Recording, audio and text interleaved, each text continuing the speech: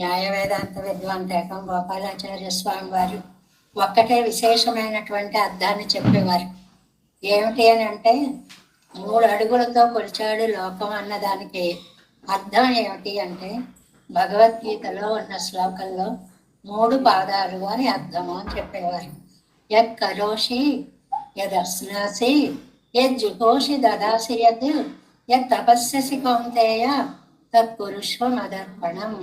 ఆ 3 పాదాలు, పాదం అంటే అడుగు అని ఒక అర్థం, పాదం అంటే లైన్ అని ఒక అర్థం. ఇక్కడ ఒక్కొక్క లైన్ ఒక్కొక్క పాదంగా చెప్పుకోవాలి అని, మన మానవత్వాన్ని మనం ఎలా వికసింప చేసుకోవాలో ఈ సమన్వయం చెప్తుంది అనేవారు. యత్ కరోషి ఏదైతే చేస్తున్నావో, యద్ అస్నాసి ఏదైతే తింటున్నావో, చేసేది తినేది అంటే అనుభవ జ్ఞానము అనేటువంటిది. నువ్వు ఏది చేసినా సరే అది కృష్ణార్పణం అనే భావంతో చేయాలి అని మొదటి పాదము అని. యజ్జుహోషి దదాసయతు ఏది హోమం చేస్తున్నావో, ఇక్కడ హోమం అంటే నిత్యం అగ్నిహోత్రం పెట్టుకుంటున్నామండి అంటే తిరువారాధనే నిత్యాగ్నిహోత్రం మనకి. అందువల్ల పెరుమాళ సన్నిధిలో అనుసంధానం చేసి దదాసయతు ఇచ్చేది ఏదైతే ఉందో, అది చిన్న దానమైనా పెద్ద దానమైనా మానసికమైనటువంటి పరిణతిని చెప్పేటువంటిది. అది కృష్ణార్పణం, భగవదంకితంగానే చేస్తున్నాను అనేటువంటిది 2వ పాదంగా అనుకోవాలి అనేవారు. తపస్సు కౌంతేయ, తపస్సు చేయడం అంటే అడవులకు వెళ్ళడమో భోగ సంకోచమో, అది నువ్వు అనుభవించేటువంటి భోగాలని కొంచెం కొంచెం తగ్గించుకోవడమే తపస్సు. భోగ సంకోచే అనే అర్థం ఉంది. అందువల్ల ఆ అర్థాన్ని చెప్పుకోవాలి అని. ఏ అడవులకి వెళ్ళక్కర్లేదు, మనం గడిపేటువంటి ఆనందమయమైన జీవితంలో దాన్ని భగవద్ అంకితంగా భావించడము అనేటువంటి భోగ సంకోచత్వం 3వ పాదంగా చెప్పేవారు. బాగా 3 పాదాలని పెరుమాళ్ళ యొక్క 3 పాదాలను అన్వయించి గోపాల స్వామి వారు అనుగ్రహిస్తూ ఉండేవారు. అలా మనం కూడా సాధారణమైనటువంటి జీవితాన్ని గడపడం కోసం ఎన్ని అవకాశాలు ఉన్నా కూడా పెరుమాళ్ళకు అంకితంగా వాటిని భావించుకుంటూ భోగ సంకోచత్వాన్ని అలవర్చుకోవాలి అనే ఉదాత్తమైనటువంటి సందేశాన్ని ఈ వామన జయంతి మనకి ఇస్తుంది అన్నమాట. చాలా బాగుంది విషయాన్ని అందించారు. కొత్తగా విషయం నేర్చుకున్నాను. చాలా బాగుంది. జై శ్రీమన్నారాయణ. గురుభ్యో నమః. దయాపాత్రం దేవత్యాది గుణార్ణవం జితేంద్ర ప్రవణం వందే రమ్యజామాతరం మునిం. లక్ష్మీనాథ సమారంభాం నాదయామన మధ్యమాం అస్మదాచార్య పర్యంతాం వందే గురు పరంపరాం. యో నిత్యమచ్యుత పదాంబుజ యుగ్మ రుక్మ వ్యామోహతః తదితరాణి తునాయమైనే అస్మద్గురోర్భగవతోస్య దయైక సింధౌ రామానుజస్య చరణౌ శరణం ప్రపద్యే. మాతా పితా యువతయస్తనయా విభూతి సర్వం యదేవ నియమేన మదన్వయాన పాజ్యస్య నకృపతేర్వకులాభిరామ. శ్రీమత్తదంగ్రీగళం ప్రణమామి మోద్న బోధం సరస్య మాదాహ్వయ భట్టనాథ శ్రీ భక్తిసార కులశేఖర యోగివాహ భక్తాంగిరేణ పరకాలేతేంద్రమిశ్రా శ్రీమత్పరాంక సమయం ప్రణతోస్మి నిత్యం. నాదం పంకజనిత్యరామ యమునావాస్తవ్యమాలాధర యోగేంద్రం కురుకేశ చంద్ర జలదిం గోవింద పురాధిపం భట్టార్యం నిగమాంత యోగి జగదాచార్యౌ సకృష్ణద్వయౌ వందే మాధవ పద్మనాభ సుమన కోలేశ దేవాధిప. నమో వేదాంత వేద్యాయ జగన్మంగళయేతవే యస్య అమృతాసారపూరితం భువనత్రయం వేదాంత వేద్యామృతవాలిరాసే వేదార్థసారామృతపూరమగ్ని పాదాయ వర్షంతమహం ప్రపద్యే. కారుణ్యపూర్ణం కల్వైరిదాసం శ్రీమత్కృష్ణ సమాహాయ నమో యామనసూనవే. యత్కటాక్షైకలక్ష్యాణం సులభ శ్రీధర సదా శ్రీకృష్ణ పాదాబ్జే నమామి సరసా సదా. యత్ప్రసాద ప్రభావేన సర్వసిద్ధిరభూన్మమ లోకాచార్యాయ గురవే కృష్ణపాదస్య సూనవే. సంసార భోగి సందష్ట జీవ జీవత్వే నమః.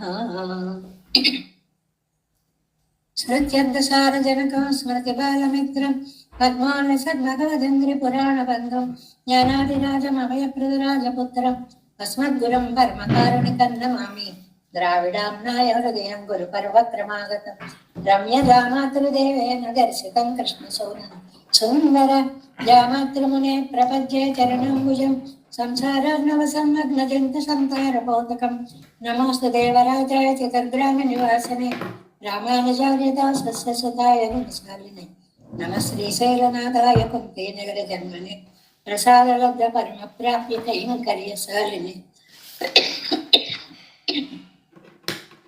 శ్రీశైలేశదయాపాత్రం దీవత్యాదిగుణార్ణవం యతీంద్ర ప్రవణం వందే రమ్య జామాతరం మునిం శ్రీరంగసింహగిరిదేశికపాద సేవ ప్రాప్తాఖిల ద్రవిడవేద రహస్య జాతం శ్రీ గౌతమాన్వేషమాశ్రిత భాగధేయం గోపాలదేశికమాం శరణం ప్రపద్యే కౌశికాన్వయ సంజాతం వెంకటారితనూభవం వేదాంతాచార్య సత్శిష్యం ఉడైవర్లు మహాంపది శ్రీమద్ వెంకటరంగార్య శిష్యం సత్శిష్య సేవదం శ్రీ లక్ష్మణార్య విబుధం సంశ్రయే దేవి దీప్తయే ఓం అస్మద్గురుభ్యో నమః.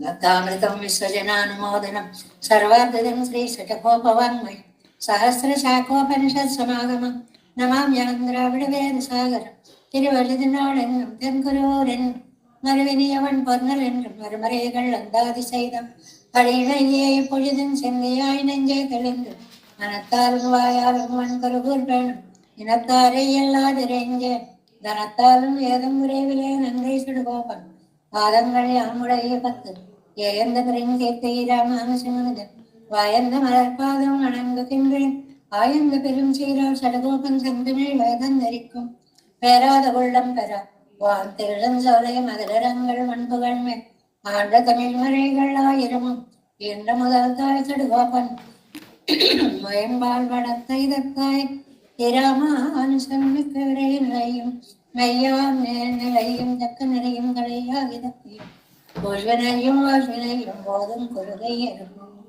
யாழினி செய்ய வேதத்தையோ நம்மாழ்வார் திவ்ய திருவடிகளே எம்பெருமானார் திவ்ய திருவடிகளே சரணம் ஜீயர் திவ்ய திருவடிகளே சரணம் ஓம் அஸ்மத்குருभ्यो நமः. జై శ్రీమన్నారాయణ.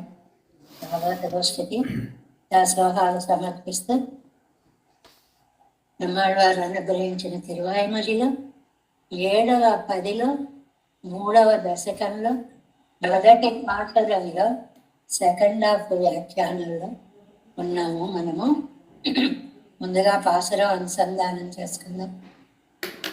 வெள்ளை சுரிசெங்கொடு ஆழியேந்தி தாமரை கண்ணன் என் நெஞ்சினோடி உள்ளைக்களாகின்ற ஆற்றை காணீர் என் சொல்லி சொல்லுகேன் அன்னை மீர்காள் வெள்ளச் சுகம் அவன் வைத்திருந்த வேத ஒலியும் விஷா ஒலியும் பிள்ளை குழா விளையாட்டு ஒலியும் அரா திருப்பேரையில் சேர்வன் నానే. చాలా అందమైనటువంటి పాసురాలుగా మనం దీన్ని చెప్పుకుంటున్నాము. ఇక్కడ ఇన్ని రకాలైనటువంటి ఘోషలన్నీ కూడా వినిపిస్తున్నాయి అని చెప్తున్నారు. తిరుప్పేరైలో అరా అని ఒక మాట అన్నారు. ఎడతెగకుండా ఉన్నటువంటి శబ్దాలు 3 ఒలియం 3 దివ్యమైనటువంటి శబ్దాలు. వేద ఒలి, నిత్యం వేద పారాయణ జరుగుతూ ఉంటుంది. విజావలియం ఉత్సవ ఘోష, ఆ కోవిల్లో జరిగేటువంటి ఆ మంగళ వాయిద్యాలు, వేరి భాంకారాలు, వాటి యొక్క శబ్దము. పెళ్ళై కుజావిళై అట్టు ఒలి చాలా సహజమైనటువంటిది. ఓ పెళ్ళిళ్ళు జరుగుతున్నా, ఉత్సవాలు జరుగుతున్నా పిల్లలంతా చేరి గొల్లు గొల్లు అంటూ ఆడుతూ ఉంటారు. ఎంత ఆనందంగా ఉంటుంది. ఈ 3 రకాల శబ్దాలు అరా ఎడతెగకుండా వినిపించేటువంటి తిరుప్పేరు అనేటువంటి ఆ దివ్య దేశాన్ని నేను చేరతాను అని చెప్పి నమ్మాళ్వారు అనేటువంటి నాయిక ఇక్కడ చెప్తోంది అని చెప్పుకున్నాం. వ్యాఖ్యానంలో 89వ పేజీ వెள்ளై దగ్గర నుంచి. వెள்ளై ఎన్ను పాఠమాన పోదు మరువత్త సుఖం ఎంగై. వెళ్ళై శుభం అంటే ఆనంద ప్రవాహము అని ఒక అర్థం ఉంది, తెల్లటి ముఖము అని అర్థం ఒకటి ఉంది. ఇక్కడ తెల్లదనము అంటే స్వచ్ఛము అని అర్థం. ఆనంద ప్రవాహము చాలా స్వచ్ఛంగా సాగుతోంది అంటే దుఃఖ అమిశ్ర సుఖం ఎండ్రపడి. దుఃఖము ఏమాత్రం కలవని సుఖము. మనకి లౌకికమైనటువంటి సుఖాలలో దుఃఖాలు కూడా కలుస్తూ ఉంటాయి. ఇప్పుడు ఆనందపడుతున్నా అయ్యో ఎప్పుడో ఇలా జరిగిందే అనేటువంటి విషయం గుర్తుకొస్తే అది దుఃఖ మిశ్రమం అవుతుంది. మనకి ఇళ్లల్లో ఆత్మీయులైనటువంటి వ్యక్తులు దూరమైనప్పుడు కానీ ఇత్యాది బాధలన్నీ ఇవాళ సుఖంగా ఉన్నా కూడా అది గుర్తొస్తే దుఃఖ మిశ్రమం అవుతూ ఉంటుంది. పెరుమాళ్ళ ఆలోచనలో దుఃఖం అనేటువంటిది మిశ్రమం కాదు, దుఃఖ అమిశ్ర సుఖం. దుఃఖము ఏమాత్రము కలవనటువంటి స్వచ్ఛమైన సుఖము స్వామిది. అవన్ వైத்திருந்ததன் తిరుపేరైயில் ఎన్నన్వయం. ఆయన వేంచేసి ఉన్నటువంటి ఆ తిరుపేరైకి నేను వెళ్ళాలి అనుకుంటున్నాను. ఇట్టకైగళాయిరిక్కిற ఇరుపుக்கு ఎదురుతట్టాయిరిక్కిற ఇరుప్పిరే ఇదు. ఇంతవరకు ఎలా చెయ్యి పడేస్తే అలా, ఎలా కాలు పడేస్తే అలా ఉన్నటువంటి ఆళ్వారు నాయకు యొక్క స్థితికి కొంచెం ఇప్పుడిప్పుడే స్పృహలోకి రావడం వల్ల తిరుపేరే వెళ్ళిపోవాలి అనేటువంటి కోరిక ఎంతగానో తాను బయలుదేరింది. ఇంతలై ఎత్తు ఉడిక్కవిట్టు తన ఐశ్వర్యంతో సుఖోత్తరమాత ఇరుక్కునపడి. అంటే అది నా మానాన్న నన్ను కష్టాల్లోకి తోసివేసి తాను మాత్రం చక్కటి ఐశ్వర్యాన్ని అనుభవిస్తున్నాడండి స్వామి. దీన్ని ఉడుకుమాతనం అంటారు. అవతల వాళ్ళు మన పట్టించుకోకుండా ఆనందంగా ఉంటే నా మానాన్ని నన్ను వదిలిపెట్టేసి నువ్వు ఇలా సుఖపడుతున్నావా అన్నట్లుగా తిరుపేరైలో స్వామి నేను ఆయన కోసం ఇంత తల్లడిల్లిపోతూ ఉంటే ఆయన సుఖాన్ని, ఆయన ఐశ్వర్యాన్ని ఆయన అనుభవిస్తున్నాడు. అంటే బహుశా ఆయనకి అవన్ వీతిరిందా இத்தலையை தோற்பித்த தன் வெற்றி எல்லாம் அவ்விருப்பிலே தொத்தும்படி இருந்தா அவன் மை பரந்தப்படி இருந்தால் నామం మై మరందిరిక్కవో. మరి ఆయనేమో తన దర్జా చూపించి ఈవిడ బాధపడేలా చేద్దాం అని నన్ను ఏడిపించాలని దర్జా చూపిస్తున్నాడు. ఏమండి ఆయన నన్ను మరిస్తే మాత్రం నేను ఆ స్వామిని మరిచిపోయి ఉండగలనా?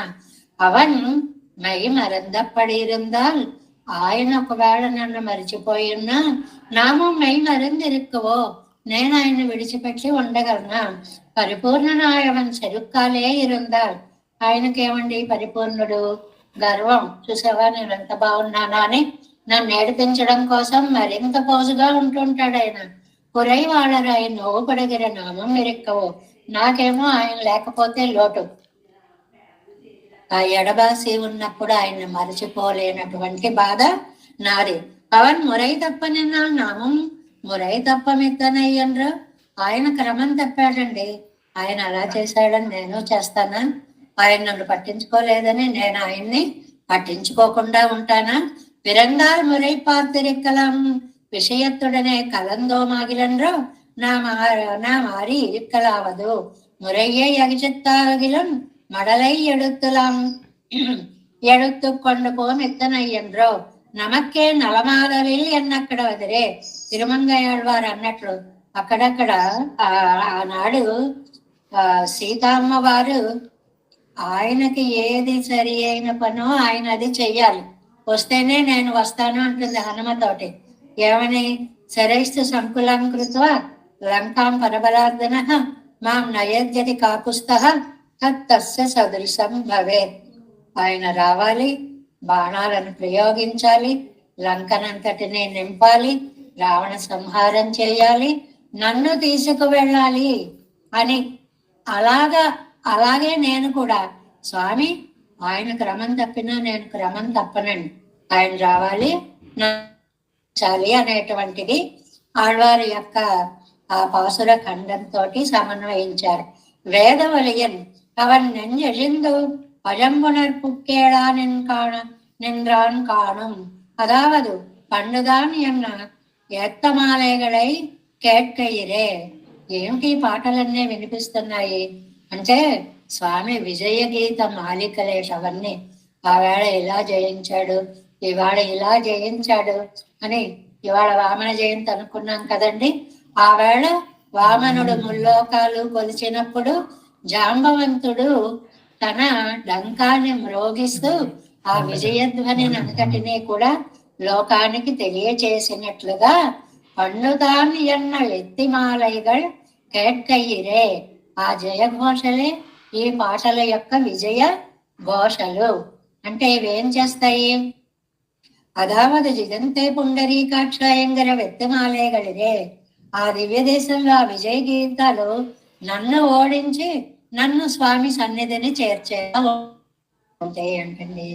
ఆ ఘోషలు, ఆ పాశలు, ఆ వేదనాదాలు, ఆ మధురధ్వనులు వింటుంటే నన్ను నేను స్వామికి సమర్పించుకునే స్థితి కలుగుతోంది. అంత బాగున్నాయి. మనం ఆ కోవిల్కి వెళ్తామనుకోండి, అక్కడ చక్కగా అద్భుతమైనటువంటి వేదఘోష వినిపిస్తూ ఉంటుంది. ఏ పురుష సూక్తమో వినపడింది అనుకోండి, అర్థం దాకా వెళ్ళక్కర్లేదండి. ఆ వేదధ్వని అలా వింటూ ఉంటే అందులో నుంచి మనకి తెలియకుండానే ఇవాళ మనం వైబ్రేషన్స్ అంటామే, ఒక తెలియనటువంటి ఆనంద తరంగాలు మన దేహంలో కలుగుతూ ఉంటాయి అన్నమాట. అలాగే ఆళ్వారి నాయకి కూడా తిరుప్పేరైలో వినపడేటువంటి వేద ధ్వని దివ్య ఆనందాన్ని కలిగిస్తోంది. విజావలయం ఇవడే తోర్పిత తెక్కు నెయ్యాడలు పోతిగరవాడే. సంబరాలు చేసుకుంటున్నాడు. ఆ ఆళ్వారి నాయకుని భలే ఏడిపిస్తున్నానే అని చేసుకుంటున్నాడేమో. నేను ఏడుస్తుంటే, ఇది పక్క తెలుగు పదం ఉడుకుమవుతుతనం అనే పదం అండి. నేను ఏడుస్తుంటే భలే ఏడుస్తుంది అని ఆనందపడుతూ అవతల వాళ్ళని ఏడిపించి ఆనందపడే స్వభావమో ఏమిటో ఇది.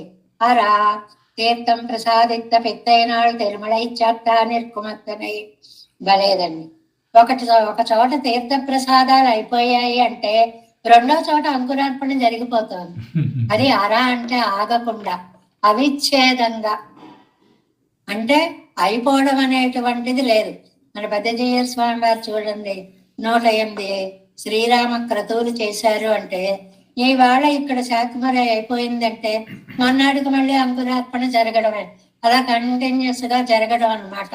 అలాగే ఇక్కడ కూడా అరా ఎడతెరిపి లేకుండా తీర్థం ప్రసాదిత పిత్తైనాడే. ఇవాళ తీర్థ ప్రసాదాలు అయిపోయాయి అనుకుంటే తిరుమలై చాత్త నిర్కుమత్తనై మళ్ళీ ఒక ఉత్సవం మొదలవుతోంది. శమంతక మణికై పట్ట పిన్బు అక్రూర నడుత్తడుత్తు సేద అశ్వమేధం పండినా పోలే. అక్కడ నాడుట ఆయన ఎవరు, అక్రూరుడు అశ్వమేధ యాగాలు అలా చేసేటండి. శమంతకమణి దొరికిన తర్వాత ఆ శమంతకమణి వల్ల వచ్చేటువంటి 8 మణుగుల బంగారాన్ని కూడా రాజ్య పరిపాలన కోసం, ప్రజల సుఖం కోసం వినియోగించినటువంటి మహానుభావుడు అక్రూరుడు. అలాంటి ఉత్సవాలు చేసినట్లుగా పండినా పోలే. అంటే మనకి ఏది ఉన్నా, ఏ సంపద ఉన్నా కూడా లోక కళ్యాణం కోసం ఉపయోగించాలి అన్నట్లుగా అవరుక్కం అడుత్తడు ఉత్సవమాయి చెల్లుగురాయి ఇత్తనై. అలాగే ఇక్కడ భగవంతుడు కూడా ఒక ఉత్సవం చేసుకుంటున్నాడు. ఏమిటా ఉత్సవం? ఆళ్వారి నాయకి దొరికింది అనే ఉత్సవం, అమ్మాయి దొరికింది అనేటువంటి ఉత్సవము అన్నమాట. శ్రీరత్నం ఇదే ఈవిడ కన్యకారత్నం కదండి, ఆళ్వారి నాయకు మణి కదండి.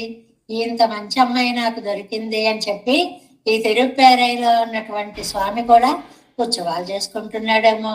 ఓ మారి మోగిపోతోంది ఆ ఘోష. ఇవాళ ఇరిక్కిర విడమిరే మంగళ ఘోషంగా మారి కిడక్కిరదు. ఈవిడ ఎక్కడ ఉంటే అక్కడే మంగళ ఘోషలు అలా వినిపిస్తూనే ఉంటాయి. కొంతమంది ఉనికి అలా ఉంటుందండి. ఇక్కడ సందర్భం కాదు కానీ గుర్తొస్తూ ఉంటుంది. ఏమిటి అంటే కొంతమంది ఉన్నారనుకోండి, ఇవాళ ఇరుక్కిర విడమిరే, వాళ్ళు ఎక్కడ ఉంటే అక్కడే ఆనందం తాండవిస్తూ ఉంటుందండి. చుట్టూ ఉన్న వాళ్ళందరినీ ఆనంద పెడుతూ ఉంటారు.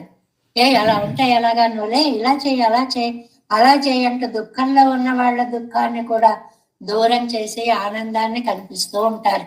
కొంతమంది ఉనికిలో గొప్పతనం అది. అందువల్ల భగవద్గీతలో చెప్తారు, మీరున్న చోట ఉద్విగ్న స్థితి రాకుండా చూసుకోండి. అంటే మనం వెళ్ళడం వల్ల వాళ్ళకి దివ్యానందం కలగాలి. ఏమండి, అలా ఉండదంటే ఉండని వాళ్ళు కూడా ఉంటారండి లోకంలో. కొంతమంది వచ్చారంటే వాళ్ళు ఏడుస్తూ ఉంటారు, మన ఏడిపిస్తూ ఉంటారు. అందువల్ల ఏడుపు ముఖాలు అనమాట. ఉన్నదానికి అయ్యో ఇన్ని ఉన్నాయా అని ఏడుపు, లేకపోతే ఇన్ని లేవా అని ఏడుపు. వాళ్ళు సుఖపడరు, ఇంకోళ్ళని సుఖ పెట్టరు. అలాంటి జాతకాలు కూడా కొన్ని ఉంటాయండి. అలా ఉండదుటండి. ఇక్కడ కొంతమంది ఉనికి ఎలా ఉంటుందంటే తాము నిత్య కళ్యాణంగా ఉంటారు, చుట్టూ ఉన్న వాతావరణాన్ని ఆనందమయం చేస్తూ ఉంటారు. నిజంగా జీవితం అలా ఉండాలండి. అందుకనే నీలో ఉన్న కష్టాలను నీలో దాచుకో, ఆనందాన్ని 10 మందితో పంచుకో అనేటువంటి ఒక అద్భుతమైనటువంటి సందేశాన్ని ఇస్తుంది మనకి మన శాస్త్ర వాంగ్మయం. కష్టాలని ఇతరులతో పంచుకోవడం కాదు, సుఖాలని ఇతరులతో పంచుకునే ప్రయత్నం చేయాలి. పిళ్ళై కుజా విళయాట్ట యాట్టు ఒలియుమరా పర్వం నిరం వీరిక్క చేయదే. ఇంకా పిల్లల యొక్క ఆటల ఘోష, పిల్లలు ఆడుతున్నారు అనుకోండి. ఇప్పుడు మనకి ఈ కాలంలో అర్థం అవ్వాలంటే క్రికెట్ ఆటనే చెప్పుకోవాలి. అది ఎవడో క్యాచ్ పెట్టాడు అనుకోండి, ఆ గ్రౌండ్ లో మన ఇంటి ఎదుర్కొంటే గ్రౌండ్ ఉంటుంది, గొల్లు అంటారు వాళ్ళందరూ ఒక్కసారి, ఓ ఏదో అయింది అని. మనం టీవీల్లో క్రికెట్లు చూస్తూ ఉంటాం, దేశం అంతా అరుపులర్చేస్తూ ఉంటుంది కదండి. ఆ ఆటలలో ఉండేటువంటి ఉత్సాహ ప్రేరకమైనటువంటి ధ్వనులు అది పిళ్ళై పరువం నిరంబి ఇరిక్కచ్చేదే నిషేధిప్పాదిరిక్కిన ఊరే వెట్టు. రాముడు యందు ప్రేమతోటి వయస్సు రాకుండానే పిల్లలు కూడా భగవద్జ్ఞానాన్ని అనుభవించేటువంటి ఊరు కండి తిరుపేరై. అది మనం ఇక్కడ గ్రహించవలసిన పాయింట్. మామూలుగా ఆధ్యాత్మికత, పెరుమాళ్ళు, కాలక్షేపాలు, ఉపన్యాసాలు అనగానే 50 ఏళ్ళు దాటిన వాళ్ళే ఉంటారు. యువతరం రాదండి ముందుకి, అసలు ఎక్కడో కానీ ఉండట్లేదు. మనం మనకోసమే చూడండి, ఉన్నారు కదా, దగ్గరగా 1000 మంది దాకా ఉంటున్నారు కదా. యువత ఎంతమంది ఉన్నారండి? చాలా వేళ్ల మీద లెక్క పెట్టగలిగినంతమంది ఉన్నారు. ఎందువల్లంటే మనకి ఒక దురభిప్రాయం ఉందండి, ఆధ్యాత్మిక చింతన 60 ఏళ్ళు దాటాక అనేటువంటి ఒక దురభిప్రాయం ఉంది. దానికి అలా ఏం లేదు, మనకి చక్కటి శ్లోకాలు ఉన్నాయండి. పిల్లాడు పెరుగుతున్నప్పుడు పుట్టగానే ఏదో పంచదార నీళ్ళు, లేకపోతే చనుబాలు, లేకపోతే ఏదో వారం అయ్యేటప్పటికి ఇంత పప్పు నీళ్ళు, లేకపోతే ఇంత ఏదో రసం, ఇలాగా దేహాన్ని పెంచడానికి ఆహారాన్ని ఎలా పెంచుకుంటూ పెడతామో ఆధ్యాత్మిక దేహాన్ని పెంచడానికి కూడా అలా ఆహారాన్ని చిన్నప్పటి నుంచే వస్తూ ఉండాలి. అందువల్ల ఇంట్లో ఉన్న పిల్లల్ని అందరం కూడా ఇదొక్కటి ఇవాళ చదివేయండిరా, ఇదొక్కటి ఇవాళ నేర్చుకోండిరా అని పిల్లలకి నేర్పాలండి. మా చిన్నప్పుడు అలా చేస్తూ ఉండేవారు. ఇవాళ ఈ శ్లోకం చదివితేనే నీకు ఏదైనా చేసి పెడతా అంటే ఆ తినడం కోసమో తాగడం కోసమో గబగబా ఈ శ్లోకాన్ని చదివేయడం అనేటువంటిది పెద్దవాళ్ళు అలాగా ఆ సంస్కృతిని మన నరాల్లోకి నింపాలన్నమాట. తిరుపేరైలో ఉండేటువంటి చిన్నపిల్లలందరూ అక్కడ ఆ మాట పరువం నిరంభవదక్కు మున్నే, ఆ వయస్సు వచ్చి భగవద్జ్ఞానంలోకి వెళ్ళాలి అన్నంత పెద్దవాళ్ళు కాకముందే భగవద్ అనుభవమే యాత్రయాయి చెల్లువారు ఇరింద ఊరే. భగవద్ అనుభవమే యాత్రగా ఉండేటువంటి వాళ్ళు. అరే ఆ ఊరిல் பருவம் நிரம்பாத பிள்ளைகளும் அகப்பட மகர நெடுங்குழைக்காதனுடைய வடிவெளிகிலே తోతువాయి వెరువా నిற்பరగల్. అక్కడ ఉండేటువంటి వారు తిరుపేరైలో ఉండేటువంటి స్వామి ఆయన మకర నడుంకులే కాదన్న కదండి. ఆయన ఆ భూదేవి ఇచ్చినటువంటి కుండలాలు ధరించినటువంటి స్వామి అని మనం చెప్పుకున్నాం కదండి. అందువల్ల ఆయనని ఆ ఊళ్ళో ఉన్న పిల్లవాళ్ళందరూ ఆటల్లో కూడా ఆ కథలే చెప్పుకుంటూ ఆడుతుంటారండి. ఇప్పుడు కొంతమంది స్నానాలకు వెళ్తారు, నదీ తీరాలకు వెళ్తారు, అక్కడ చిన్న చిన్న గూళ్ళు కట్టుకుంటారు. ఆ ఇళ్లలో ఉండే సంస్కారాలను బట్టి ఆ గూళ్ళు కూడా గుడిలా కట్టేస్తారు. దానికి చుట్టూ జెండాలు కట్టేస్తారు. అక్కడ మట్టి బొమ్మ దేవుడు అంటారు, వాటికి ప్రసాదాలు పెడుతున్నాము అంటారు. ఈ గుజ్జన గూళ్ళ ఆటలు కూడా భగవత్పరంగానేట. తిరుప్పేరయ్యూరు అలాంటిది కండి. ఏంటి, వయసు రాకముందే పెరుమాళ్ళ యొక్క తత్వాన్ని ఆస్వాదించగలిగినటువంటి హృదయ సంస్కారం కలిగినటువంటి ఊరు. తోత్తువాయ్ పొరువా నెற்பరగడు బాలా అపి క్రీడమాన గృహద్వారేషు సంగస. Next page first line. అభీష్టవ సంయుక్త చక్రురేవ మిద కదాహ ఎన్నంబడియే. బాలా అపి, ఆ అపిలో ఉందండి అర్థమంతా ఈ శ్లోకంలో. బాలురు కూడా. ఎందుకంటే బాలురు కూడా అన్నారు అంటే దైవము, ఆరాధన, తీర్థాలు, ప్రసాదాలు, ఈ చింతనంతా పెద్దవాళ్ళకే ఉంటుంది, పిల్లలకి ఉండదు. కానీ ఈ ఊరిలో పిల్లలకి కూడా భగవదారాధనతోటే దినం మొదలవుతుంది. అది విశేషం. కాబట్టి రాముడు యందు క్రీడమాన గృహద్వారేషు సంఘశ, ఒకళ్ళు ఇద్దరు కాదు, అందరినీ గుంపులు గుంపులుగా పెంచుకు వస్తారండి. రామాభిష్టవ సంయుక్త చక్రురేవ మిదక్కదాహ. ఆ ముంగిళ్లలో గుంపులు గుంపులుగా చేరి రాముడి కథలనే చెప్పుకుంటూ వాళ్ళు ఆడుకుంటున్నారండి. ఆహా, ఈ నాయిక చేరబోయేటువంటి తిరుప్పేరైలో పిల్లలు కూడా కోలాహలంగా భగవద్ గుణగానమే చేస్తున్నారు. ఆ ఊరిలో భగవత్ చింతన తప్ప రెండవ ఆలోచనే లేదు అని చెప్పడం అనమాట. రామచంద్రుడు రాజ్యపాలన చేస్తున్నప్పుడు రామో రామో రామ ఇది ఉంది కదండి. రామో రామ రామ ఇది ప్రజానామ భవన్ కదాహ రామభూతం జగదభూత్ రామే రాజ్యం ప్రశాసతే. రామ రామ రామ. ఎవరి నోట ఏ మాట వచ్చినా ఇగో రాముట్ట ఇవాళ ఇలా చేశాట, రాముట్ట ప్రజల కోసం ఇన్ని సౌఖ్యాలు ఏర్పడుతున్నట్ట, రాముట్ట అందరినీ పరిపాలించడంలో ఈ నీతులు న్యాయాలు అన్నీ పాటిస్తూ, ఇలాగా ఏ మాట మాట్లాడుకున్నా రాముడు గురించే మాట్లాడుకునేవారట. రామభూతం జగదభూత్ రామే రాజ్యం ప్రశాసతి. రామభూతం జగదభూత్, జగత్తంతా రామమయం అయిపోయింది.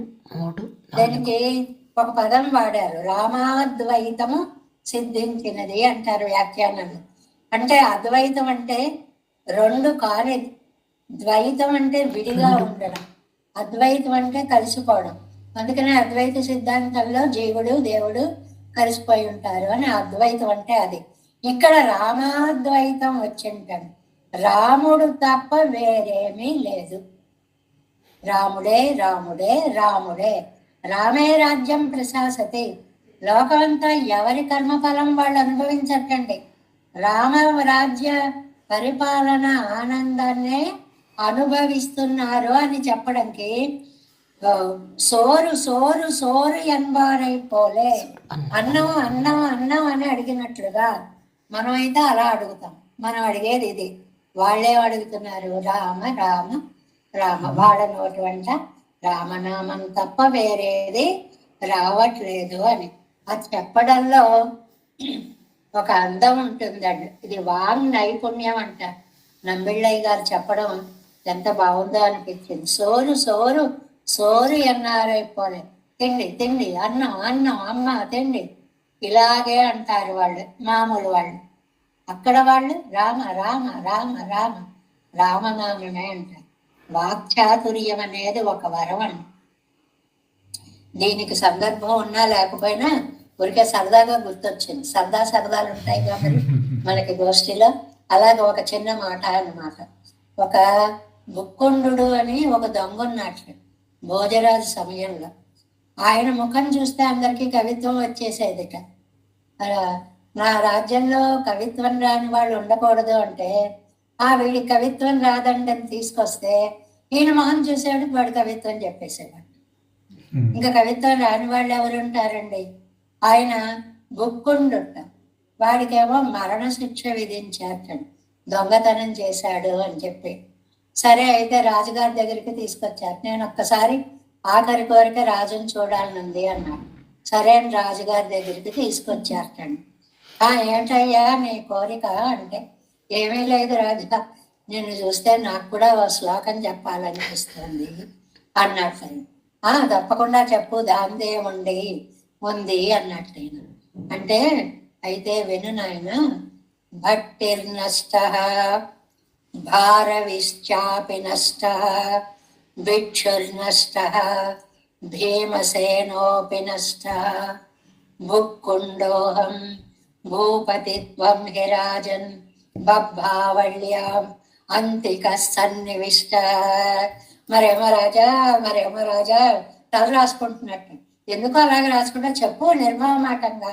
ఏమీ లేదండి, యముడు వచ్చి బాగుణింతంలో కూర్చున్నాడండి అన్నాడు. అదే గుణంతాల్లో ఎవరైనా కూర్చుంటారా? యముడు రావడం ఏంటి, బాగుణింతంలో కూర్చోవడం ఏంటి? ఏమీ లేదండి.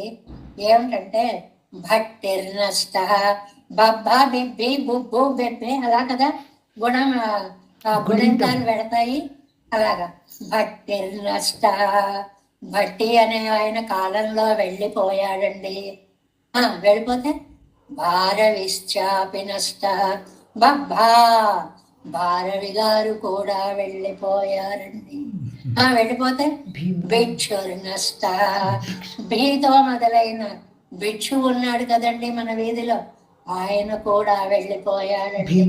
వెళ్ళిపోతే భీమసేనోపి నష్ట, భీముడు కూడా వెళ్ళిపోయాడండి. ఇప్పుడు ఆ యముడు గారు వచ్చి బుక్కుండోహం, భూ అనే అక్షరంలో చేరాడండి. నేను వెళ్ళిపోతున్నానండి, ఇంతవరకు నాకు బెంగ లేదండి, తర్వాతే బెంగగా ఉందండి. ఏమన్నైనా నీ బెంగ, భూ తర్వాత భూలో ప్రవేశిస్తాడండి. భూపతిస్త్వం గిరాజ, నువ్వేమో భూపతివి, మా తర్వాత నువ్వు కూడా వెళ్ళిపోవలసిందే.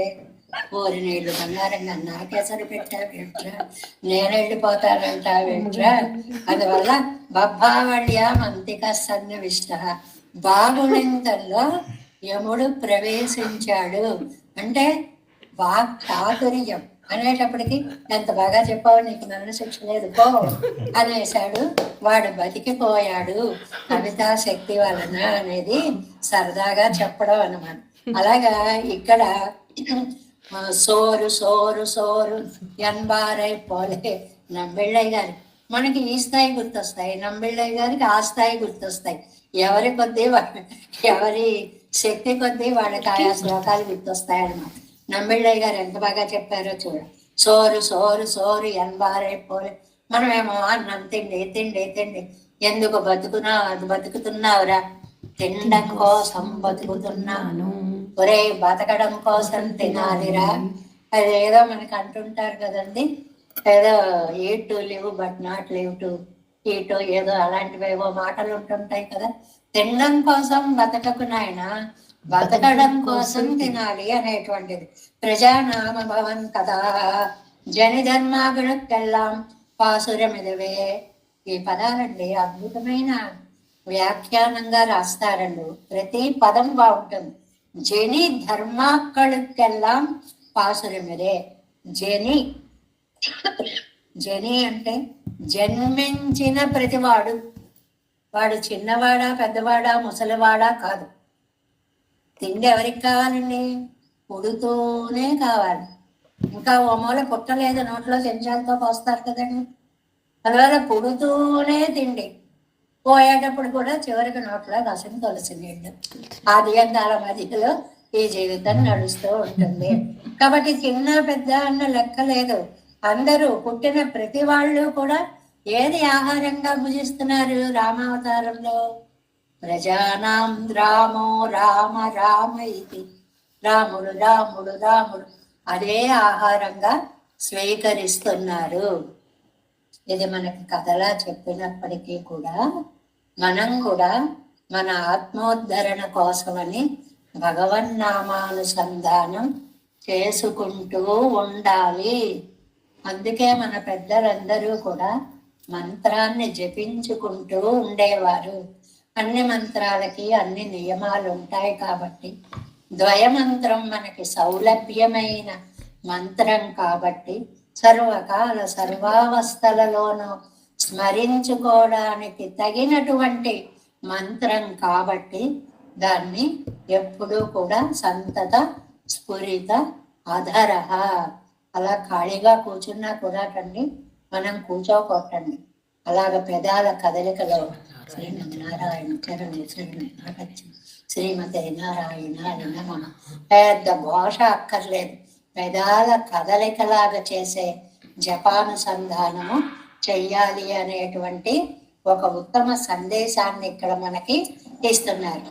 రామభూతం జగదభూత్ నాడంగ రామాద్వైతమానపడి లోకమంతా కూడా రామ అద్వైతం అయిపోయింది.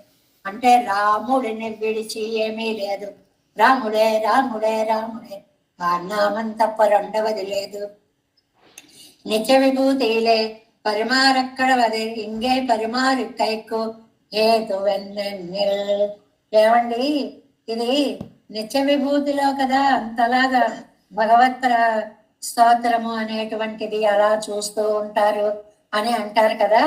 ఇక్కడ ఎందుకండి ఇంత అందంగా ఉంది అంటే, రామే రాజ్యం ప్రశాసతే, రాముడు రాజ్యాన్ని పరిపాలిస్తుండగా మామూలుగా లోకంలో ఎవరి కర్మ ఫలాన్ని వారు అనుభవిస్తూ ఉంటారు. కానీ రాముడు పరిపాలించే రోజుల్లో రామనామాన్నే అనుభవిస్తున్నారు. ఎంత అదృష్టవంతులండి ఆ కాలంలో పుట్టినటువంటి వాళ్ళు. వాళ్ళకి వాళ్ళ కర్మానుయోగం లేదు, అనుభవం. రామనామానుభవమే జీవితంలో మిగిలింది అనేటువంటి దాన్ని చెప్తున్నారు. నాడడంగలం తందాముడయ్య కర్మఫలం భుజిక్కపెత్తారుగళ్ ఇల్లై. వారు చేసినటువంటి కర్మఫలాన్ని అనుభవించేవారు లేరు. ఎందువల్ల? రామనామాన్ని అనుభవిస్తున్నారు. ఇంకా కర్మఫలం దాకా వెళ్ళే అవకాశమే లేదు. రామభాగ్యమే అనుభవిత్తు విట్టదు, రామనామాన్నే అనుభవించడం అనే భాగ్యాన్ని పొందారు వాళ్ళంతా. నచాగ్నిజం భయం కించిత్. మనకి రాముడు యొక్క సమయంలో నచాగ్నిజం భయం కించిత్ నాప్సు ఉజ్జంతి జంతవ నవాతజం భయం కించిత్ నాపి జ్వర కృతం తదా నచాగ్నిజం భయం కించిత్. అగ్ని భయము అనేటువంటిది లేదు. అగ్నిట ఎలా ఉండేదిట రామరాజ్యంలో? ఎంత బాగా చెప్పారో చూడండి. అగ్నియం சோறு வேவிக்க வேண்டும் ஔஷ்ணியத்துக்கும் ஏற்பட உடைத்தாவது இல்லை. అన్నం ఉడకడానికి తగినంత వేడి మాత్రమే కలిగి ఉంది కండి, అంతకు మించిన వేడిగా లేదు కండి అగ్ని కూడా. మనం అన్నం వండాలన్నా కూడా సిమ్లో పెట్టేసి వెళ్ళిపోతాం అనుకోండి, ఒక గంటకు చక్కగా పొత్తిలా ఉడికి ఉంటుంది, ఎక్కువ వేడి కూడా అక్కర్లేదు. అలాగ రామరాజ్య పరిపాలనలో అగ్నిహోత్రుడు వంటకి అడ్డుపడకుండా ఉండాలి కాబట్టి వేడి కలిగి ఉన్నట్టుగానే ఆయన వల్ల వేడి అనేటువంటిది లేనే లేదు. రామనామము అనేటువంటి శీతల స్పర్శతోటి జనం ఆనందానుభవాన్ని పొందుతున్నారు. నాప్సుమజ్జంతి జంతవ. జీవులను నీరు ముంచడం లేదు అంటే అగ్ని ప్రమాదాలు జల ప్రమాదాలు లేవు అని చెప్పడం రాముడి యొక్క కాలంలో. ఎందువల్లండి? కొండ కడవ జలం తానే కొండు, కొండ మీద పుక్కదు రామ శరత్తు క్వాంజి. రామ బాణానికి భయపడి ఆవేళ సముద్రం శోషయిష్యామి పద్వ్యాం యాంతు ప్లవంగమాహ అన్నాడు కదండి. ఇక తీసుకురా చాపమాన సౌమిత్రే, బాణం తీసుకురా, శరైశ్చ ఆసి విషోపమాన, విషాన్ని పూసినటువంటి బాణాలు తీసుకురా, సముద్రం శోషయిష్యామి మార్గం ఇమ్మని శరణాగతి చేస్తే వినడా, ఎండింప చేస్తాను చూడు. భూమి కనపడేలా ఎండింప చేస్తే పద్భ్యాం యాతు ప్లవంగమ, నడచి వెళ్ళిపోయేలా చేస్తాను అని ఎక్కువ పెట్టాడనే భయంతో రాముడి కాలంలో జలం ఉధృతాలు ప్రవాహాలు ఏవీ లేవుటండి. ఈ కలిధర్మం ఋతుధర్మంలో మనం ఎన్ని ప్రమాదాలు వింటున్నామండి. వరదలు వచ్చి ఊళ్ళని కొట్టుకొని ఎలా పోతున్నాయో జల ప్రమాదాలు చూస్తున్నాం. అలాంటి ప్రమాదాలు రాముడి యొక్క కాలంలో లేవు అని చెప్పడానికి అన్నమాట. జలంతాన్ వేలై వేవవిల్ వళై తనిలే తిరుప్పేరయిల్ చేర్వన్నానే. అలా ఉన్నటువంటి ఆ భయం చేత జలము కూడా తన హద్దులో ఉంది. రామచంద్రుడి పరిపాలనా కాలంలో ఎంత దేశము సర్వ సమృద్ధమై ఉందో. ఇప్పుడు ఎందుకండి కనెక్షన్ ఏమిటి? తిరుప్పేరై అన్న దివ్య దేశం అంత సర్వ సంపత్తరంగా ఉంది. అది లింక్, అది మనకి వ్యాఖ్యానంలో ఇచ్చారు. తిరుప్పేరయ్యిల్ సేర్వన్నానే, సంపన్మయమైనటువంటి తిరుప్పేరై దివ్య దేశానికి నేను చేరుకుంటాను. జయత్తారు ఇరంద విడత్తే తోత్తారు సెన్న విజయం అతనై ఇరే. అది ఆయన నన్ను గెలిచాడండి. గెలిచిన వాళ్ళ దగ్గరికి ఓడిన వాళ్ళు వచ్చి కాళ్ళ మీద పడాలి. అది లోకంలో సిద్ధాంతం. స్వామి నన్ను గెలిచాడు, మరి నేను వెళ్ళి ఆయన కాళ్ళ మీద పడవద్దా? ఓడిన దాన్ని కదా, ఓడిన దాన్ని గెలిచిన స్వామి పాదాల మీద పడాలి. జయిత్తారు ఇరుంద విడితే, జయించిన వాళ్ళు ఉన్న స్థలంలో తోత్తారు సెండ్రు విజం వర్తన ఇరే, ఓడిన వాళ్ళు వెళ్ళి పడాలి కదా. తామరై కண்ணన్ ఎన్నంజినోడే ఇరే ఆగయ్యాలే జితంతే ఎన్ విజం నెత్తనై ఇరే. తామరస నేత్రాలతో నా హృదయ ఆరామంలో విహరిస్తూ నన్ను బందీని చేశాడు స్వామి. మంచి పదాలండి. హృదయ ఆరామంలో మన హృదయాన్నంతటిని తోటగా చేసి ఈ తామరస నేత్రాలు కలిగిన స్వామి ఈ తోటలో విహరిస్తూ నన్ను ఓడించాడు. కాబట్టి నేను వెళ్ళి స్వామి పాదాల మీద చేరితే గాని నిలవలేను అని నాయిక అనుకుంటున్నది అనేటువంటి దాన్ని ఈ శ్లోకంలో ఒక్కసారి రామరాజ్య వైభవాన్ని అంతటినీ కూడా వ్యాఖ్యానాలంటే ఇంత అద్భుతంగా ఉండాలి. నంబిళ్ళయ్య గారు అంటే రామాయణమే రోజు చెప్పుకుంటున్నాం. ఇక్కడ వేద ఘోష, వాద్య ఘోష, పిల్లల ఘోష, ఈ మూడిటికి కూడా రామాయణంతో ముడిపెట్టారండి నంబిళ్ళయ్య గారు. ఎంత విశేషమో. అక్కడ వేదం ఏమిటి? రామనామమే వేదంగా ఘోషింపబడుతోంది. రామో రామ రామ ఇది ప్రజానామ భవన్ కదా. విజావలయన్ ఉత్సవాలలో ఘోష. అందువల్ల అక్కడ రామ పట్టాభిషేకం జరిగేటప్పుడు ఉండేటువంటి ఉత్సవ ఘోష అంతా ఇక్కడ తిరుప్పేరైలో పెరుమాళ్ళ ఉత్సవ ఘోషగా కనిపిస్తోంది. అక్కడ పిళ్ళై కుళావిళయ్యాట్టు వలయం, పిల్లలు ఆడేటువంటి ఆట. పిల్లలందరూ కూడా రాముడి యొక్క ఆటలే. బాలాపి క్రీడమనాహ గృహద్వారేషు సంఘసహ అన్నారు కదండి. గుంపులు గుంపులుగా చేరి ఆడుతున్నారు. అలాగే తిరుప్పేరైలో కూడా నిజంగా కోవిళ్లలో ఉత్సవాలు జరిగినప్పుడు లోపల ఎంత హడావిడి, పెరుమాళ్ల సన్నిధి ఎలా ఉంటుందో ఊళ్ళో పిల్లలు కూడా అంత బాగా ఆడుతూ మనం చక్కగా పల్లెటూళ్ళల్లో వాటిల్లో కూడా చూస్తూ ఉంటాం. పిల్లల యొక్క ఆ వేరే భాంకారాలకి అనుగుణంగా చేసేటువంటి నాట్యాలు అవి అన్నమాట. అలాగ ఉన్నటువంటి ఆ దివ్యస్థలమైనటువంటి ఆ తిరుప్పేరైకి నేను వెళ్ళిపోతాను. శర్వన్నానే, అక్కడికి నేను వెళ్ళిపోతాను అని ఆళ్వారు నాయకి నాకు అడ్డు లేనటువంటి దివ్య క్షేత్రానికి నేను చేరుతాను. అమ్మా నువ్వు వెళ్ళొద్దు, నువ్వు చెయ్యొద్దు అని అడ్డు చెప్పేవారు లేని దివ్య దేశానికి నేను వెళ్ళిపోతాను. ఎన్ని వాతావరణాలు ఎన్ని చూసుకుంటుందో చూడండి ఆళ్వారి నాయక. నన్ను వద్దనేవారు ఉండకూడదు, నాకు అడ్డు తగిలేవారు ఉండకూడదు, నా అనుభవానికి అడ్డొచ్చేవారు ఉండకూడదు. ఇలాంటివన్నీ లేని దివ్యస్థలి తిరుప్పేరై అనేటువంటి దివ్యస్థలి. అక్కడికి నేను వెళ్ళిపోతాను అన్నాను అని చెప్పి ఇందులో 3 ఘోషల వైభవాన్ని రామాయణంలో 3 ఘోషల వ్యాఖ్యానంతో ముడిపెట్టి చాలా అందంగా నంబెళ్ళయ్య గారు వ్యాఖ్యానించినటువంటి నమ్మాళ్వార్ల పాసురము ఈ తిరుప్పేరే దివ్యస్థలిని చెప్పేటువంటి ఈ 7-3 దశకం. வெள்ளை சுரி செங்கொடு ஆழி ஏந்தி தாமரை கண்ணன் என் நெஞ்சினோடே புள்ளை கழாகின்ற ஆற்றை காணீர் என் சொல்லி சொல்லிதேன் அன்னை மீர்காள் வெள்ளச் சுகம்பவன் விட்டிருந்த வேத ஒலியும் விழா ஒலியும் பிள்ளை குழா விளையாட்டு ஒலியும் அதா తిరుపేరయ్యల్ సేర్వన్నామే. ఇప్పుడు 2వ పాసరం. జై శ్రీమన్నారాయణ.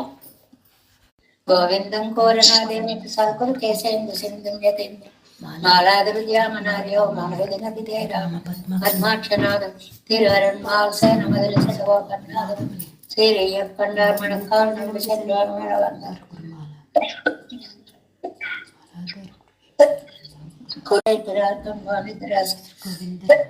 கோவிந்தர் கூரே சர்வட்டர் வேதாந்தர் இவர் ஏழெடுத்தற்கெழுந்த மாதவர் பத்மநாபரிவராள திருவழியும் தேவ பெருமாள் கை கண்டரிடம் திருமலையாளார் பெருமாள் முன்னர்கள் சேரந்தர்வே நமஸ்து தேவராஜாய சதுர்பிராமதாசனே ராமானுஜாரதாசாய குணசாரணே நம ஸ்ரீ சேவநாதன் வந்தே நகர ஜன்மனே பிரசாதரத்தை பரமப்ராப்ய கைங்கர்யசால శ్రీశైలేశ దయాకాంతరం దైవజ్ఞానగుణాన్వైద్యమాతరం మనవాడి తిరువాய்மொழி பிள்ளை மாதவ வாழ்வாள் மனவாள மாமனவன் வாழியவன் மாதம் திருவாய்மொழி பிள்ளை மாதம் தேரும் வடவரைக்கும் சேர் ஸ்ரீரங்க சிம்மகிரியே பார சேவா பிராப்தாக்கிரந்தருடவே எதிரஹஸ்யம் ஸ்ரீ கௌதமான் வேதம் ஆசிரித பாகதே గోపాల దేశిక మామన శరణం ప్రగజ్ఞే వెంకటారితనో వేదాంతాచార్యం భజే శ్రీమద్ వెంకటరమణ సచ్చిష్య సేవదం శ్రీ లక్ష్మణ రవిదం